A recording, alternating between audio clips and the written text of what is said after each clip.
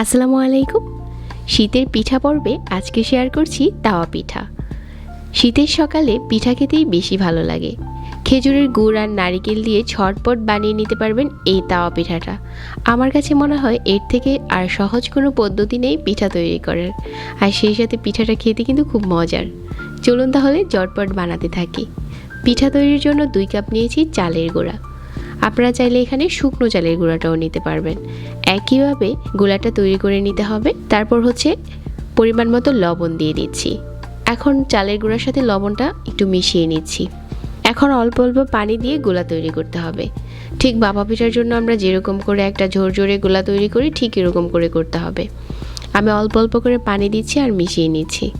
এখানে কিন্তু কেউ চাইলে লিকুইড মিল্কও নিতে পারবেন, ওইটা দিলে পিঠাটা খেতে আরও বেশি ভালো হবে।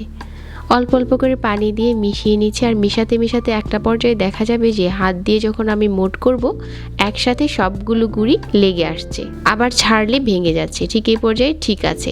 অবশ্যই এই ডোটাকে কিছুটা ভিজে ভিজে ভাব করে গুলতে হবে, তাহলে পিঠাটা কিন্তু সুন্দর হবে। তারপর একটা বাটি নিয়েছি আর এরকম ছোট একটা স্ট্রেনার নিয়েছি, আর এটা দিয়ে আজকে চেলে নিচ্ছি এই গুঁড়িগুলো।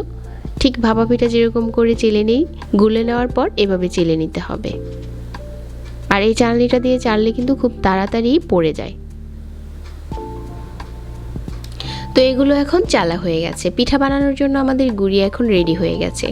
আর আজকের পিঠার জন্য খেজুরের গুড় আর নারিকেল নিয়েছি, এগুলো আমি আগে থেকে রেডি করে নিয়েছি। তারপর চুলায় একটা তাওয়া বসিয়ে দিয়েছি, আর চামচ দিয়ে এই গুঁড়িগুলো তাওয়ার উপরে ছড়িয়ে দিচ্ছি। একটু চেপে চেপে ছড়িয়ে নিতে হবে, যাতে একটার সাথে আরেকটা খুব ভালো করে লেগে যেতে পারে। তারপর ঢাকনা দিয়ে ঢেকে অপেক্ষা করতে হবে 30 সেকেন্ডের মতো, এর বেশি না। এই সময় চুলার আঁচ কমিয়ে রাখতে হবে। তারপর খেজুরের গুড় আর নারিকেল পছন্দ মতো দিয়ে দিতে হবে। যদি মিষ্টি বেশি খান তাহলে গুড়টা বাড়িয়ে দিবেন, আর কম খেলে গুড় কমিয়ে দিতে পারেন। এখন মাঝ বরাবর এই পিঠাটাকে একটু বাজ দিয়ে নিতে হবে, আর নিচের সাইডটা কিন্তু কিছুটা ক্রিস্পি থাকবে, তাই এই পিঠার স্বাদ অন্য পিঠা থেকে আলাদা। একইভাবে আজকে সবগুলো পিঠা বানিয়ে নিচ্ছি। এই পিঠাটা বানাতে একদমই সময় বেশি লাগে না, খুবই অল্প সময়ে বানানো হয়ে যায়। আর এই পিঠাগুলো তৈরি আপনারা ননস্টিকের প্যানে করতে হবে না, যে কোনো রুটি সেকার তাওয়াতেও করতে পারবেন।